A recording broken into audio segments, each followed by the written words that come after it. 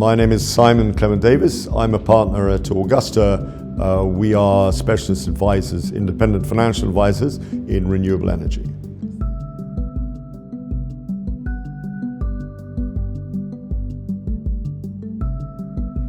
Yeah, now this event is very important because the advent of merchant investing itself is new. It's one of the most interesting developments that we have seen in the market moving from 2021 into 2022. Let me give you an example of that. We completed a deal in the Nordics, in fact in Finland, towards the end of last year, called Project Viati.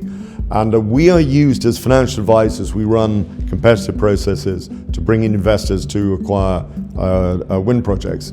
And we had a very clear understanding that the market would always deliver best value with a project which came with a long-term PPA and project financing attached to it. And that was what we called the classic model of investment. Towards the end of last year, we ran another M&A process. We had those elements there. So we had a long-term PPA, we had very efficient project finance. What was fascinating was that all four of the top bids that came in for that particular transaction were all on a merchant basis. So we realized that merchant investing was now a fact in today's marketplace. At the same time, we were running a parallel process in project finance for the next door project, what we call the contiguous project for it. We looked at the whole spectrum of project finance possibilities, from the long-term PPA-backed ones right through to the new institutional forms of merchant debt.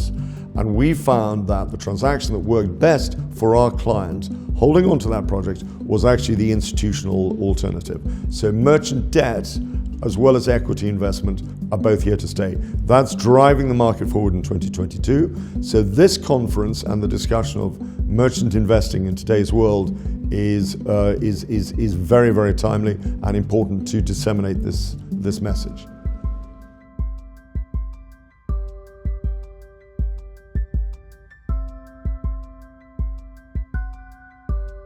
So the first question about the long term is really this.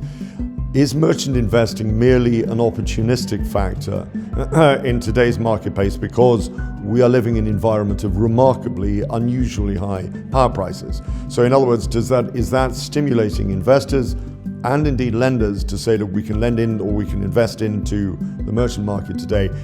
In the event that the market adjusts back down, let's say that returns to more normalized long-term levels, the really interesting question is, will merchant investing remain a factor in the market, or will investors and lenders move back to say we need the reliance on a PPA support to be able to move forward?